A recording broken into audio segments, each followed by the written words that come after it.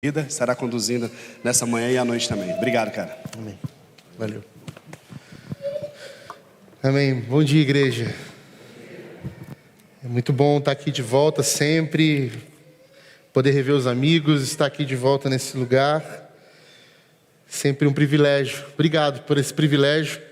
Obrigado pelo privilégio do convite. Guerra, obrigado. Obrigado, amigos queridos. É muito bom estar de volta aqui. Valeu, Rafinha. Tira umas fotos bonitas minha, por favor. É difícil, né? Não é milagre, mas... como Guerra falou, para quem não conhece a gente, eu sou o Rodrigo, eu sou pastor um dos pastores da Primeira Igreja Batista em Campinas. Eu sou pastor do Núcleo de Famílias. Trabalho junto com o Fábio ali. O Fábio é o pastor titular e eu digo, Guerra, para o Fábio, para as pessoas, o que você faz como pastor de família? Eu falo, tudo que o Fábio não quer fazer, eu faço. Então é isso. E eu estou com a Priscila, que também já foi membro aqui, minha esposa. Estou com a Ana Luísa, minha mais velha. Oi, Ana Lu. Estou com a Alice, a mais nova. Quer dizer, agora não mais, porque tem mais uma vindo aí, ou mais um, que a gente não sabe. Sim, vamos ser tricampeões. Vem mais um ou mais uma aí, né? Eu digo que eu acho que vem mais uma menina, que eu gosto de fazer menina. Eu gosto desse negócio de laço, de vestido, eu gosto desse negócio. Não para mim, óbvio, né? Mas é isso, obrigado por esse privilégio de estar aqui esse domingo, passar esse domingo com vocês. Quero convidar vocês a abrir a Bíblia de vocês em Jeremias, livro do profeta Jeremias, capítulo 29. Eu vou falar hoje sobre esperança para recomeçar. Duas coisas importantes sobre o nosso evangelho, sobre a boa notícia: esperança e recomeços. São duas coisas importantes. A esperança de que um dia nós veremos aqui instaurado o reino de Deus. Então, por isso, nós aqui como igreja de Jesus, como discípulos de Jesus, sinalizamos esse reino. Através de quê? Através dos recomeços. E eu acho que esse tema tem tudo a ver porque nós estamos falando sobre juventude, sobre essas novas gerações que estão assumindo o papel das responsabilidades sociais, culturais, econômicas e de fé desse mundo que nós existimos. Então, portanto, para esse recomeço, para cada recomeço, a gente precisa ter esperança de que as novas gerações estão aptas a assumir a responsabilidade e, mais do que nunca, de carregar a experiência de fé no Cristo vivo e ressurreto através dos tempos, para que a igreja de Jesus, os discípulos de Jesus permaneçam firmes, permaneçam fiéis a esse evangelho, certo? Então, esperança para recomeçar. É necessário este ingrediente para cada recomeço. Recomeçar é a mensagem mais poderosa de todo o evangelho. É a mensagem mais forte de todo o evangelho. Nós cremos nos recomeços. E por que cremos nos recomeços? Porque Jesus ressuscitou. Jesus disse para a morte que ela não era mais o ponto final da nossa existência. E que existiria, então, as possibilidades infinitas através da sua ressurreição. É possível acreditar em recomeços. Nada está no final até que Cristo diga. E por isso nós vamos explorar esse texto hoje aqui, baseado neste tema, ok? Então, Jeremias capítulo 29, eu quero ler apenas um versículo desse texto que nós vamos abordar. Eu quero ler o versículo 11. Porque sou eu que conheço os planos que tenho para vocês, diz o Senhor. Planos de fazê-los prosperar e não de causar dano. Planos de dar a vocês esperança e um futuro. Porque sou eu que conheço os planos que tenho para vocês, diz o Senhor. Planos de fazê-los prosperar e não de causar danos. De dar a vocês esperança e um futuro. Pai querido, obrigado, Senhor, pela sua palavra. Obrigado porque o Senhor tem nos suprido, nos sustentado e nos trouxe aqui essa manhã.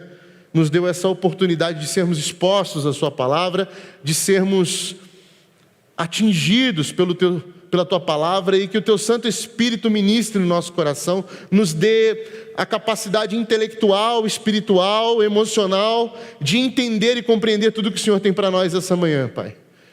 É no nome de Jesus que nós oramos. Traz essa responsabilidade que nós fomos expostos agora para nós. Em nome de Jesus, amém. Amém, amém. Esperança, esperança. Agostinho, um teólogo antigo do movimento monástico, ele vai dizer que lugar há em mim para receber o meu Deus? Que lugar há em mim para receber o meu Deus? Pessoas de esperança são apenas aquelas que não se conformam ao mundo e sua forma atual. Pessoas que têm esperança, elas não estão acomodadas, elas não estão conformadas, ou seja, não conseguem tomar forma do sistema vigente, do momento que vivem, ela não consegue se adequar a um incômodo, a algo que impulsiona elas para acreditar em algo a mais, que algo está por vir, que algo vai mudar, que não é só isso, que tem mais. São pessoas de esperança. Na parábola de Orígenes, que é um teólogo do primeiro século, ele vai dizer que a Torá é uma casa com muitos aposentos. Em frente a cada um desses aposentos há uma pilha de chaves. Como conseguimos encontrar a chave certa? A chave pode estar perdida, mas permanece aqui o anseio infinito de procurá-la. Traduzindo, o que é ter esperança de fato? É estar diante de uma porta cheia de chaves que podem abri-la, e você não sabe como é, e você pode demorar milhões de anos procurando essa chave, mas permanece em o anseio, a vontade de querer encontrá-la, de querer achar essa chave para abrir essa porta. Quando começamos a procurar a chave da esperança cristã, nós encontramos muitas chaves parecidas com ela, inclusive, e a gente até confunde elas. Uma delas se chama otimismo. Otimismo.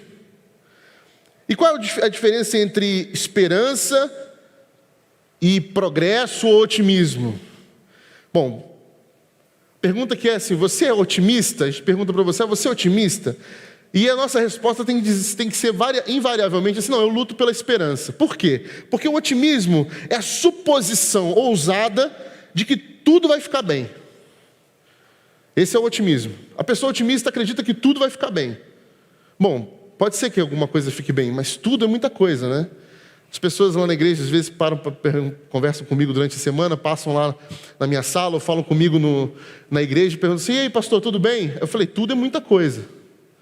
Tem algumas coisas que são boas, outras coisas que não estão tão bem, né? Então, tudo é muita coisa. Então, acreditar que tudo vai ficar bem é até antibíblico, porque a Bíblia não diz que tudo vai ficar bem, não, a Bíblia diz que as coisas vão piorar. A gente acreditar que há alguma força que a gente possa fazer, que a gente possa manipular ou dominar para fazer com que as coisas melhorem, isso é até antibíblico, porque não vai acontecer. Nós não temos esse poder e isso não vai rolar. Talvez melhore para você aquilo ali, mas não para o contexto geral. Né? Talvez eu tenha alguma coisa que favorece o meu contexto, a minha situação, o meu mundo, mas não onde nós vivemos. É possível dizer que está tudo bem no Brasil? Sim, se você tem um bom emprego, se você está bem em condição, mas se você olhar todas as pessoas, você dizer assim, qual é a situação atual do Brasil? Ela não é boa. Pode estar boa para você, pode estar boa para alguns, mas no geral, provavelmente não. Não está boa no mundo, vai estar boa no Brasil como? Então a ideia é que a gente entenda o que a Bíblia está dizendo. Esse mundo ele não tem jeito a não ser que vocês entendam que há uma possibilidade futura em que o reino de Deus virá para redimir esse mundo e transformá-lo em algo novo. E isso alimenta a nossa esperança. Mas essas frases de caminhão que dizem assim, tudo vai ficar bem, no final tudo dá certo, se não deu certo é porque não chegou no final. Essa coisa é frase de coach para animar você, para você não... Mas animar por quê? A gente precisa de algo que nos anime mais do que a esperança do que a gente tem como luta? Pois é, o otimismo, deliberadamente, ele não faz bem para a saúde. Ele não faz bem para a nossa fé. Não é um problema você ser otimista. Você pode ser otimista, você pode acreditar que as coisas vão ficar bem, mas o problema é que isso tomar o seu coração de um jeito que confunde com a esperança. Eu sou otimista porque eu tenho esperança. Não, você tem esperança. E a esperança não pressupõe uma coisa boa. A esperança pressupõe que a sua luta é uma luta digna e com significado e com propósito. Embora as coisas derem mal, derem ruim, não é assim a oração? Não é assim a oração do profeta? Ainda que não haja o fruto na videira, ainda que não haja o gado no campo, ainda que tudo dê errado, vamos traduzir para a linguagem de hoje, eu me alegrarei no Deus da minha salvação. É assim a oração. Então, o que é esperança? É crer e lutar no mal, no bom, qual que seja o momento. O otimista exagerado, que confia que a esperança é um otimismo, ele, quando as coisas dão errado, ele se frustra. E quando ele se frustra, o que acontece com o otimista? Bom, duas coisas. Ou ele fica em depressão mesmo, não tem quem sare ele, ou ele se torna um pessimista, que é ainda mais perigoso. Porque o pessimista é um otimista frustrado. E que geralmente já sabe, já passou por todas as situações. Você vai falar com ele e fala assim, não, eu já vivi, isso aí vai dar errado. Chega a ser chato, você vai falar uma coisa nova, eu tinha uma ideia, eu vou fazer isso aqui, isso aí eu já vi, isso aí, né? Vocês estão achando que isso vai dar certo? Não vai dar errado. O pastor Rodrigo falou lá, aqui tudo vai piorar, então, larga a mão. Esse é o pessimista. Ele é até mais tóxico, porque não tem o que fale para ele que vai dar um caminho para você. Não, peraí, você não entendeu. Não, eu entendi que não vai ficar bem. Eclesiastes, por exemplo, é considerado um livro bem mal-humorado, porque ele é um livro pessimista. Você vai ver lá, eu já provei de tudo. Não há nada de novo embaixo do sol. Não tem nada, tudo é vaidade. Por quê? Porque a história de Salomão, um homem que teve tudo na vida, chegou no topo da sua carreira de sucesso, riqueza, né? Casamentos, domínio, sabedoria, e no final ele se frustra, ele fica com aquele ranço de que era só isso. Por quê? Confundiu, perdeu a esperança. Perdeu a esperança. O pessimismo, ele é esse otimista desiludido, que leva ao cinismo, né? Um pouco antes de chegar na linha de chegada e alcançar a sabedoria da vida, a melancolia, o cansaço e o aborrecimento levam eles a se desviar do caminho. Afinal, é esse o testemunho que damos quando a gente se frustra ou está correndo atrás do vento.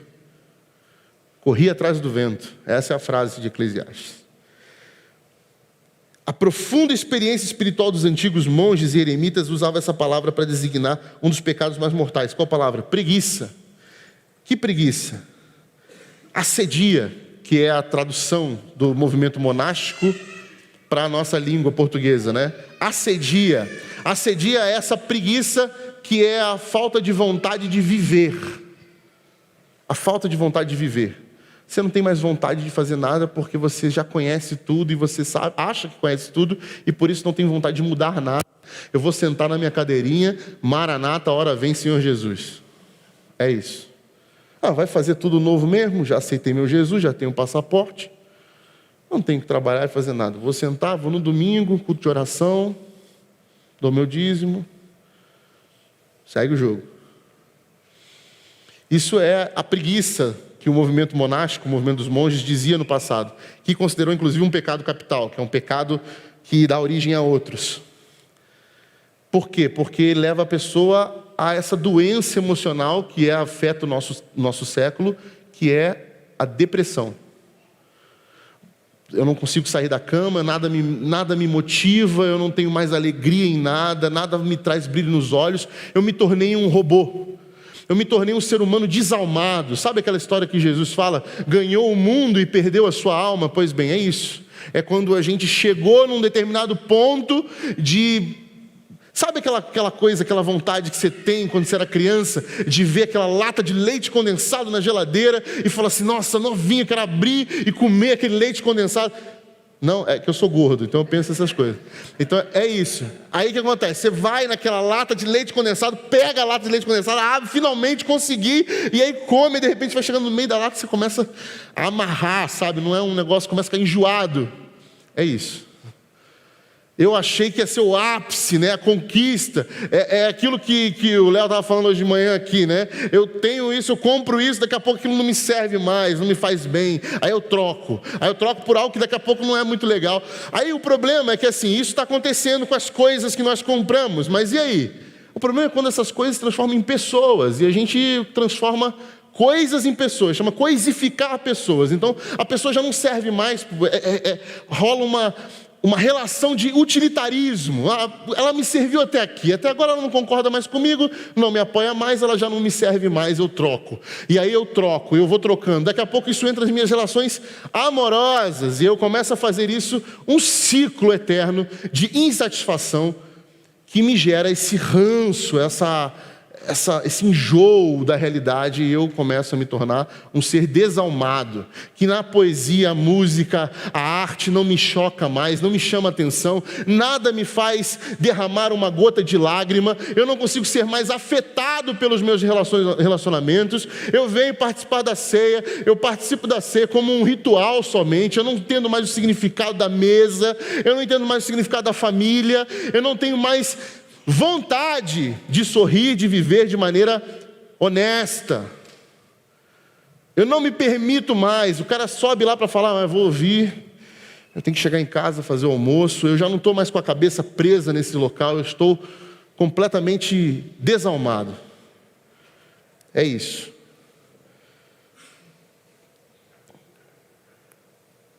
E a esperança? A esperança, ela não é um otimismo, ela não é um pessimismo, ela não é uma consciência de que tudo vai dar bem ou tudo vai dar mal, apesar de tudo estamos aqui. A esperança é a própria luta.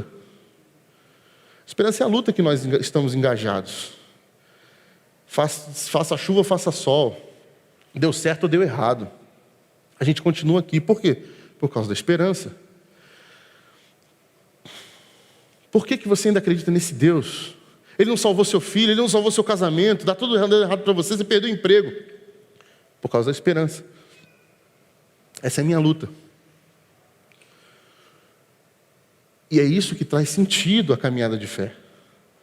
E é por isso que eu creio em recomeços. E é por isso que nós cremos em recomeços, nas possibilidades de que não é o fim. Nesse sentido,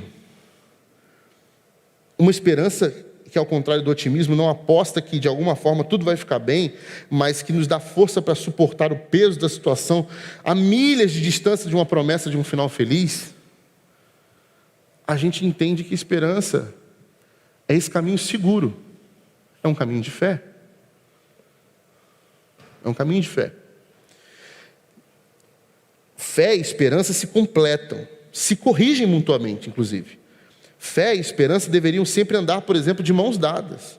Porque se a fé se esquece que seu objeto permanece na nuvem do mistério, a qual apenas a esperança tem acesso, ela poderia se transformar numa ideologia, em um vendedor de sonhos, um vendedor de seguranças. E se a esperança se desprendesse da fé, ela correria o risco de ser levada pelo vento dos sonhos, das ilusões, dos desejos. Facilmente se tornaria em outra coisa. Fé e esperança devem, portanto, andar juntas. E aí, nós então entramos e voltamos ao nosso texto. O que está acontecendo nesse texto aqui, que nós lemos apenas um versículo? Bom, está acontecendo que o povo de Israel está exilado. Está exilado na Babilônia. E o Jeremias, ele é o profeta da época. E está escrevendo uma carta. Está escrevendo uma carta para o povo que está exilado. Uma carta que Deus mandou que ele falasse algumas palavras para esse povo. Então, por quê? Porque havia uma lógica militar na época do exílio que funcionava da seguinte maneira: eu invado o seu país, né? Eu tomo conta dele, subjugo ele, e o que eu faço? Eu não mato os líderes, os sacerdotes ou a elite pensante. Eu pego essa elite intelectual, sacerdotal, econômica, artística e envio para o meu país. Jogo eles para o meu país, porque eu quero que eles produzam lá. Que eles façam e vivam lá. Porque aí o meu país vai ganhar. Porque eu vou estar absorvendo mais uma cultura. E assim essas nações, como Babilônia e Assíria, eles cresciam em poderio militar, intelectual, cultural, porque eles faziam esse movimento. Então o que acontece? O capítulo 29 começa dizendo isso: entre os exilados, os sacerdotes, os profetas e todo o povo que Nabucodonosor deportaram de Jerusalém para a Babilônia. Isso aconteceu depois que o rei Joaquim e a rainha mãe, os oficiais do Palácio Real, os líderes de Judá e Jerusalém, os artesãos, os artífices, foram deportados de Jerusalém para a Babilônia. E aí ele enviou a carta por intermédio de Eleazar, filho de Safã, e Gemarias, filho de Ilquias, os quais Edequias, rei de Judá, mandou Nabucodonosor, rei da Babilônia, a carta que dizia o seguinte: assim diz o Senhor dos Exércitos, Deus de Israel, a todos os exilados que deportei de Jerusalém para a Babilônia. Aí agora começa essa carta. Bom, Jeremias, o profeta, está escrevendo uma carta ao povo que já faz algum tempo está numa terra pagã, estrangeira, longe, frustrados, porque perderam a nação de Deus, do povo de Yahvé, tinha sido dominada por um povo pagão, e agora estava exilado numa terra pagã, e sendo obrigado a morar lá, produzir e trabalhar para eles lá. Esse povo está sem esperança, não é otimista. Esse povo está pessimista, frustrado, cansado, completamente destruído, numa nação completamente estranha, sem nenhuma vontade de ver no futuro alguma luz de um caminho bom. E aí diz o Senhor, na carta que Jeremias mandou para eles: construam casas e habitem nelas, plantem jardins e comam de seus frutos, casem-se, tenham filhos e filhas, escolham mulheres para casar-se com seus filhos e deem as suas filhas em casamento, para que também tenham filhos e filhas, multipliquem-se e não diminuam. Bom, nessa primeira parte, a gente leva a gente é impactado com uma surpresa.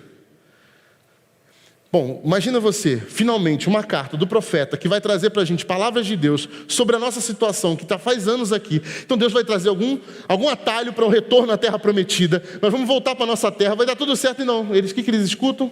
Imagina eles abrindo a carta e lendo: galera, construam casas. Mas não só construam casas, morem nessas casas. Mas não só morem, casem-se. Tenham filhos e filhas. Por quê? Porque esse povo que foi exilado ficou estagnado, ficou parado, perdeu a vontade de viver, ficou desalmado, porque viu diante deles uma realidade sombria, uma realidade de morte, uma realidade de tragédia, uma realidade de pandemia. Parou no sentido de: eu não tenho mais esperança. Uma realidade de confronto, de trauma, fez com que eles parassem. Uma mudança, uma transformação muito forte na sua rotina, na sua vida calma e pacata, agora faz com que eles vejam e vislumbrem o mal diante dos olhos deles. E eles veem e falam assim: eu não vou trabalhar para esse povo aqui, que está no governo, alguém que eu nem apoio, nem quero que apoie, povo pagão, povo esquisito. Não, eu aqui não vou fazer isso, eu vou aqui ficar desalmado, parado, quieto, estagnado. Então há pessoas que preferem manter seus mortos passados bem presentes em sua memória, e até visíveis a todos ao seu redor. Estão tão estagnados que ficam falando com saudosismo: porque naquela época que era bom, aquela época tinha isso, naquela época tinha aquilo que era legal. Já passou, já ficou para trás, e essa pessoa, não importa o que aconteça no futuro, a realidade vai trazendo novas possibilidades, ela se nega a viver essas possibilidades, se nega às mudanças, não quer saber disso, porque quer ficar preso a esse ídolo que ele construiu numa realidade passada. Se agarrou, se prendeu, e não consegue dar passos para frente, não consegue produzir, não consegue viver, não consegue dar testemunho, não consegue mais sorrir, porque ficou preso. Achou que a vida ia ser linda só, porque agora eu encontrei Jesus, eu não terei problemas. Agora eu estou no meu lugar, eu vou viver bem aqui, confortável. Não me tire a minha almofadinha, a minha cadeira confortável e o meu ar-condicionado. Eu estou bem aqui, porque se você tirar, eu vou parar. Fazem isso como álibi para justificar sua decisão de não viver, de morrer lentamente, e porque tem medo de lutar. Preferem conviver com o estigma de sofredor a levantar a cabeça e recomeçar. O passado, meus irmãos, o passado, o nosso passado, todo o nosso passado, seja o seu passado longo como o nosso, Guerra, ou o seu passado curto como a galera da área VIP, ele está na cruz de Jesus. Está na cruz de Jesus. O futuro é eterno de esperança. E o presente? O presente é uma vida de esperança, de luta. Eu vivo a história do passado, eu olho para o passado como aprendizado para o meu presente, porque eu sei que o meu futuro é garantido na eternidade. Quer ver um exemplo? Davi, por exemplo, quando perde seu filho, inclusive fruto de uma traição, da pior de todas, ele entra em luto e se tranca no quarto. Mas é porque ele sai do quarto depois com esperança que nós vemos a nação de Israel viver uma nova vida, um novo recomeço. Por isso, a convocação de Deus para o povo que está exilado não é: gente, não sirvam esse povo do mal, porque eu vou trazer vocês de volta, eu vou aniquilar todos eles, fulminá-los porque eles são meus inimigos. Não, Deus fala assim para eles: voltem a viver, voltem a viver, voltem a viver. Casem-se, tenham filhos, não só isso, casem seus filhos. Façam gerações aí nesse lugar. Busquem a prosperidade da cidade. Multipliquem-se, não diminuam. Versículo 7. Busquem a prosperidade da cidade para a qual eu os deportei. Eu mandei vocês. É engraçado Deus agora assumindo a responsabilidade. Não foi o rei Nabucodonosor que mandou vocês para aí. Fui eu, Yahvé, o Senhor teu Deus, o teu Senhor, o teu Kyrios. Eu mandei vocês para ir. Eu enviei vocês para essa terra pagã. Para quê? Para que vocês cresçam, vivam, se multipliquem, deem frutos aí. Busquem a prosperidade da cidade e orem ao Senhor em favor dela. Veja, não espera ela ficar bom, não espera ela se converter, não espera que ela seja de Jesus, não espera que ela seja adorador de Deus para orar por ela, para trabalhar por ela, para buscar e abençoá-la. Não, façam isso agora. Orem por ela, orem ao Senhor em favor dela, porque a prosperidade de vocês depende da prosperidade dela. Porque assim diz o Senhor dos Exércitos, Deus de Israel: não deixem que os profetas e de reis adivinhos, profetas e adivinhos que há no meio de vocês os enganem. Porque no momento de dor, no momento de fragilidade emocional, o que mais aparece são falsos profetas e gente dizendo para você, trazendo para você falsas esperanças em coisas que não são palavras de Deus, não são ações divinas, garantindo para a gente que algo vai acontecer quando Deus quer que a gente lute, garantindo para vocês que não, virá o melhor e o melhor de Deus está por vir. Já veio, já foi, é hora de meter a mão na massa. A esperança que está em nós não é uma esperança estática, não é um status quo, não é algo parado. A esperança nossa é uma luta, e só nessa luta nós recomeçamos, nós metemos a mão na massa, nós fazemos girar a máquina, e assim Deus vai nos abençoando. Nós não esperamos que o momento seja bom, que o momento esteja favorável, que a tempestade passe. Nós não esperamos isso. Nós vamos em frente, nós damos a cara para bater, nós somos a vanguarda da esperança. A sociedade, ela gosta do status quo, ela gosta das leis bem certinhas, conforme o que ela manda e as pessoas fazem. Nós somos os discípulos de Jesus, nós subvertemos o sistema e a lógica desse sistema. Nós trazemos esperança para um mundo que jaz no maligno. Não é sobre o que vocês estão falando, não é sobre isso. Por isso que Jesus faz questão de dizer para a gente que não é sobre poder, é sobre uma vontade. Nós não nos relacionamos com o poder de Deus. Ele vai dar o poder de Deus para nós, para a gente poder fazer. Não é sobre isso, é sobre fazer a vontade, que seja feita a sua vontade, assim na terra como é feita aí no céu. Nós nos submetemos a uma vontade, nós não imploramos pelo poder. Poder não é nosso, o poder é de Deus, e é Ele que sabe lidar com isso. A gente não sabe lidar com poder, gente. Não tem a ver com colocar gente no poder. Tem que ter crente no poder. Que falácia, que mentira. Toda vez que o movimento cristão se apaixonou, se afeiçoou pelo poder, nós caímos. Nós jogamos o mundo em trevas. Porque não foi para isso que fomos chamados. Nós fomos chamados a toda luta, todo martírio. Ah, mas e a igreja? Se for perseguida, será perseguida. Que seja assim, porque não é a gente que defende a igreja, quem defende a igreja é Jesus Cristo. Ele é o cabeça, Ele é o dono da igreja. Ah, mas se a igreja for para o martírio, que seja feita a vontade de Deus. Nós estamos aqui para isso, para dar nossa vida. É assim que Jesus nos chamou, é assim que Ele fez. Foi assim que Ele nos convocou, foi assim que os nossos primeiros pais da igreja fizeram, deram a vida. E nessa vida, fez brotar do chão jardins de esperança para nós. E é isso que Deus está dizendo aqui, ó. Vão vir gente falando, seduzindo vocês com opções, atalhos. Ai, vai falar para vocês que vai dar bom, vai dar tudo certo. Não se iludam com isso. Botem a mão na massa, trabalhem, acreditem. Saiam da ilusão. Porque quando nós necessitamos da dádiva da esperança, nós a recebemos na forma de pão para o caminho. Entenderam? Quando o povo precisa de esperança, Deus dá pão para a jornada. Deus dá pão para a tua despensa. Deus dá pão para a jornada. Pão para a jornada é pão para partilhar. É pão para fazer mesas de esperança onde a gente passa.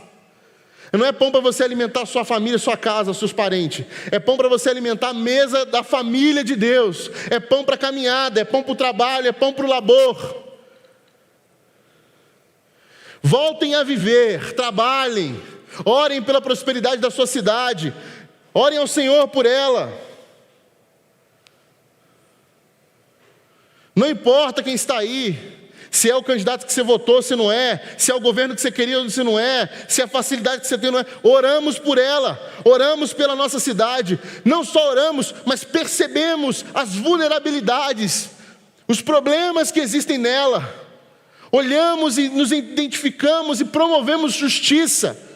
Traçamos aqui um plano de trazer o reino de Deus, um pouco do reino de Deus, para cada lugar de trevas, a luz de Jesus. Essa é a igreja de Jesus.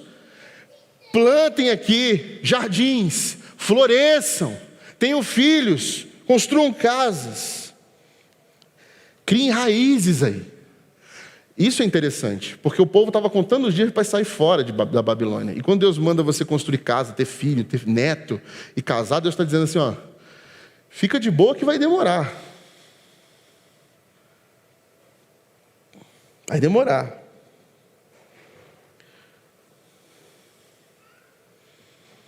E essa ilusão que é acometido no nosso coração, ela vem quando a gente está mais frágil, mais sensível.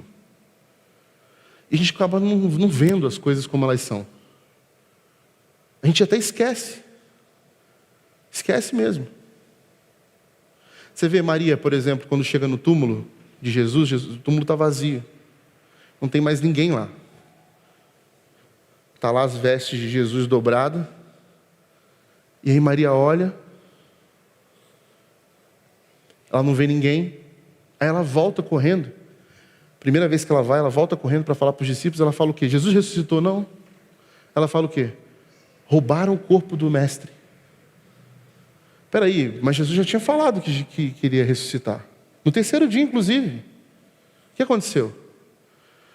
Eu estava tão desesperado, porque a dor da perda do Messias foi tão forte, que eu não consigo mais enxergar nada além da minha própria dor, e eu passo a imaginar coisas, a pensar em coisas que não existem, a ponto dela, inclusive, encontrar o próprio Jesus e achar que era o jardineiro do cemitério. Ela olha e fala assim, ei, se você pegou o corpo do meu mestre, devolve. E aí é só quando Jesus vira para ela e fala assim, Maria, ela abre os olhos e se joga aos pés dele e reconhece, e a ilusão cai. O que Deus está convocando o seu povo é: saiam da ilusão, parem de acreditar em qualquer coisa, parem de ficar pensando em coisas que eu não disse, eu não falei para vocês fazerem isso, eu nunca mandei vocês fazerem isso. Então parem com isso, saiam aí do seu status quo, dessa sua vida monótona. Vocês são discípulos, vocês têm que sair para viver, vocês são filhos do Deus vivo. Cadê os sinais de esperança nessa cidade? A cidade está afogada em idolatria de ideologias, está afogada em fome, em miséria, em exploração, em violência. E essa igreja, minha igreja, está fazendo o que aí? Está sonhando com coisas que eu não disse, está vivendo com ilusões que eu não falei para viver. Eu mandei: vivam, construam casas, trabalhem, orem pela cidade, mudem essa realidade, sejam sinais do reino de Deus. Quando tudo que vimos é absurdo, ainda não vimos tudo. E essa sensibilidade é que faz com que a ressurreição, enfim, traga esperança para nós. A gente precisa acreditar nesse amor que faz ressuscitar. Mas nós somos céticos, nós somos hereges quando se fala de amor. É difícil a gente acreditar que pode mudar, que uma realidade tão tenebrosa é capaz de ser transformada. Por fim, a esperança. Essa esperança no texto, no versículo 10, assim diz o Senhor: quando se completarem os 70 anos da Babilônia, eu cumprirei a minha promessa em favor de vocês, de trazê-los de volta para esse lugar. Porque sou eu que conheço os planos que tenho para vocês, diz o Senhor, planos de fazê-lo prosperar, não de causar dano, de dar a vocês esperança em um futuro. Então vocês clamarão a mim, virão orar a mim e eu os ouvirei. Vocês me procurarão e me acharão quando me procurarem de todo o coração. Eu me deixarei ser encontrado por vocês, declara o Senhor. Eu os trarei de volta do cativeiro. Eu os reunirei de todas as nações, de todos os lugares para onde eu os dispersei, e os trarei de volta para o lugar de onde os deportei, diz o Senhor.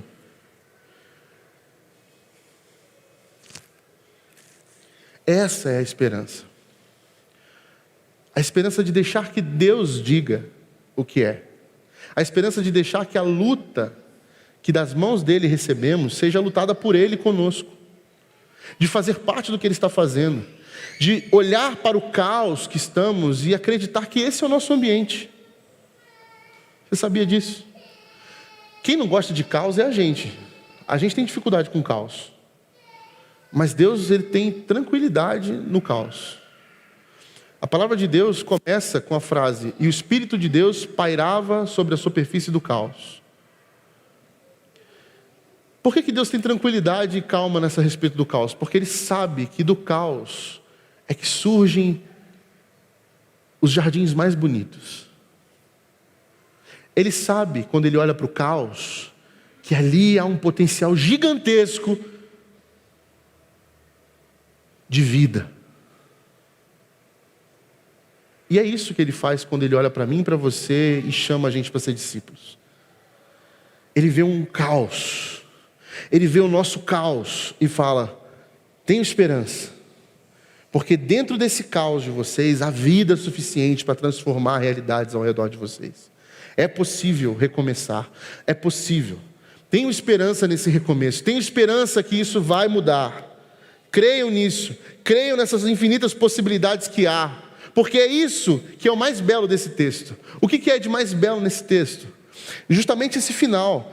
Sou eu tenho planos sobre vocês. Meu Deus, igreja, Deus, o Criador do universo, tem planos a respeito de mim e de você. Sou eu que tenho planos a respeito de vocês.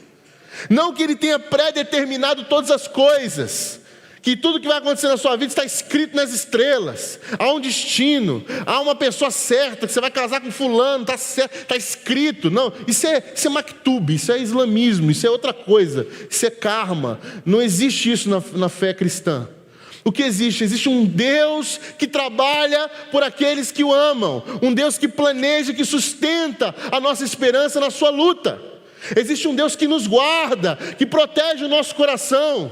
E que dá-nos autonomia. Para quê? Qual a autonomia que Ele dá para a gente? Para construir casas, habitar nelas, nos casar, ter filhos, ou simplesmente ter família, prosperar, orar pela prosperidade da cidade, porque assim a nossa prosperidade virá. Crer que nesses sinais históricos do reino de Deus, ali no meio do caos, há a possibilidade de dar o testemunho de um jardim florescendo. Essa é a igreja de Guarulhos. Essa é a igreja de Guarulhos. Sempre haverá o caos. Sempre estaremos no caos. E que assim seja. A igreja de Jesus em Guarulhos tem que estar no caos. Ela não pode estar num ambiente asséptico, livre de qualquer mácula. Todo mundo bonitinho, brilhando. Anjinhos, querubins, serafim. Não. Pecadores, filhos amados de Deus, salvos em Jesus Cristo, redimindo toda a criação para a glória de Deus. Pecadores em volta de uma mesa, partindo o pão, sendo salvos e limpos no nome de Jesus. E mais do que isso, manifestando a beleza de um jardim no caos. Não importa aonde você está, não importa o lugar onde Deus colocou você, não importa o quão estranho é aquele lugar, o quão diferente é aquele lugar que Deus te levou, o quão pagão é aquilo que não tem nada a ver com a sua fé. Deus não mandou você mudar aquilo, Deus mandou você viver a sua vida com fé, esperança e amor, transformando a sua casa numa casa de adoração no meio daquele caos, se multiplicando, habitando, trabalhando, criando, sonhando, até o dia que Ele virá, até o dia que Ele virá, até o dia que Ele vai resgatar o seu povo de todas as nações, até o dia que nós olharemos para esse texto aqui e vamos lembrar, é isso, vocês vão clamar a mim, e virão orar a mim, e eu os ouvirei. Vocês me procurarão e me acharão quando me procurarem de todo o coração. E aí eu vou para aquele texto de Lamentações de Jeremias, inclusive o Guerra hoje falou sobre ele, quando o profeta diz: eu vou trazer à memória aquilo que me dá esperança. Por que ele vai trazer a memória que dá esperança? Porque ele diz o quê? Porque as misericórdias do Senhor são infinitas e renovam-se a cada manhã. Nesse texto de Jeremias, quando ele fala sobre eu me deixarei ser encontrado por vocês, vocês me procurarão e me acharão quando me procurarem de todo o coração, ele está dizendo, é isso, porque eu vou me lembrar, eu vou trazer à memória, diante da escuridão, diante das trevas, diante de uma realidade sombria que me acertou, que atingiu onde a gente está, eu vou me lembrar, eu vou trazer à memória o que me dá esperança. O que é o que me dá esperança? Que Deus está aqui, Deus prometeu e Ele está aqui comigo, e eu posso achá-lo se buscá-lo de todo o coração, eu posso encontrá-lo nas trevas, porque suas misericórdias não têm fim, renovam-se a cada manhã. O que isso quer dizer, meus irmãos e minhas irmãs? Quando o profeta Jeremias se levanta antes de todo amanhecer para anunciar que antes do dia nascer, Deus fará nascer um caminho de misericórdia. Por quê? Porque todo amanhecer e cada amanhecer está garantido na misericórdia de Deus. Cada amanhecido está garantido na misericórdia de Deus e não nos nossos méritos, não no que eu posso fazer, não no que eu deixo de fazer. Não tem a ver com o Rodrigo, não é sobre o quanto eu posso fazer, o quanto eu deixo de fazer, é em Deus. Toda a minha esperança, toda a minha luta está garantido em Deus. E o que Ele espera de nós? Que nos levantemos. Quando, Rodrigo? Antes do amanhecer. Antes do amanhecer? Sim. Ele quer que a gente acorde nas trevas, no meio do caos. Porque nós somos o povo dele. E somos nós que vamos anunciar para todo mundo que ainda está dormindo, que ainda está cansado de viver, que está vivendo essa vida monótona, repetida, várias vezes, acorrentados às trevas, presos a esse sistema. Nós somos que nos levantamos antes para viver e dizer: olha só, gente, vocês não estão vendo ainda, mas as misericórdias do Senhor vai amanhecer, vai chegar, está garantido. É sobre esse solo que está a nossa esperança. E as pessoas vão olhar: você está louco, eu não estou vendo nada, é só escuridão. Eu vou voltar a dormir, eu vou voltar a ficar estagnado, eu vou voltar a ficar preso. Pois bem, mas você vai perder o momento único, o kairós de Deus, de testemunhar os primeiros raios da aurora, os primeiros raios da alvorada, que trarão as misericórdias do Senhor para a nossa vida. Vamos acordar de madrugada ainda, para não perder a oportunidade de ver a misericórdia sustentar tudo, toda a nossa existência. Levanta na madrugada, porque você tem certeza que a misericórdia chegou primeiro. Isso é esperança. Isso é esperança. Não é levantar quando o dia está claro. Não é levantar quando o sol já raiou. Não é levantar quando tudo está bem e agora eu vou trabalhar. Não. É levantar quando é escuro, quando a noite é mais profunda, quando não há nenhum raio de luz, e dizer: eu sei que o meu Redentor vive, e eu sei que Ele trará consigo as suas misericórdias no primeiro raio da alvorada. E é sobre essas misericórdias que eu sustento o meu dia. É sobre essa palavra que eu sustento a minha esperança. É sobre essa palavra que eu caminho no meio do caos, que eu acordo todo dia de madrugada, quando não dá para ver luz nenhuma. É esse o povo de Deus. Nós somos o povo que levanta quando não há esperança no mundo, para dizer que tem esperança. Quando o povo não consegue enxergar, aí a gente diz: vai vir. Vai vir, presta atenção que vai vir. As misericórdias do Senhor se renovam a cada manhã, vai vir. E quando vir, ela vai sustentar todas as coisas. Todos os dias. Todos os dias. Todos os dias. Todos os dias. Essa esperança que aqui chamamos de luta, um dia se transformará na aurora da plenitude dos tempos. Porque o que nós estamos falando hoje aqui, meus irmãos e minhas irmãs, é sobre todos os dias a gente crê que há uma responsabilidade nossa. Há um movimento santo e sagrado dos discípulos de Jesus.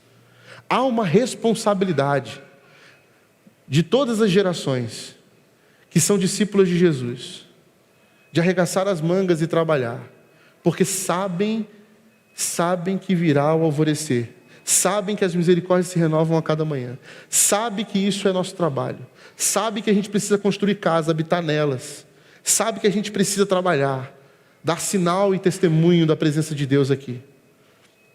Mas um dia virá ainda a plenitude dos tempos, um dia eu verei Jesus. Concluirei que boa parte de tudo que dei valor, nada será diante da existência da comunhão para com Ele. Desfrutarei de toda a criação plenamente em comunhão integral com ela. E não mais seremos inimigos, eu da terra, eu do meu corpo, eu da vida. Todos seremos um só, como um só sempre fomos, adoecidos por essa existência marcada pelo caos. Fonte de água saciará a sede, flores e frutos sararão as feridas. Comerei da árvore da vida, andarei em ruas feitas de ouro, que se tornou objeto de tanta guerra e morte e desigualdade entre os homens, e que tanto mal fez à natureza. Tudo por vaidade. Nossa vaidade na presença do Rei Celestial é apenas onde que pisamos lá. E sei que qualquer tentativa de imaginar essa vida eterna será diminuta diante do que realmente ela é. Ninguém viu, ninguém ouviu, jamais o coração do homem deu conta de definir com precisão. Por isso diminua a importância do que meus olhos limitados conseguem enxergar, do que meus ouvidos ruidosos conseguem ouvir, do que meu coração enganoso consegue perceber. Prefiro o que sei, e sabendo, anseio como quem deseja água no deserto. Que lugar há em mim para receber o meu Deus? Perguntou Agostinho. E eu creio que a resposta de Deus seria: a tua esperança. Deus nos abençoe.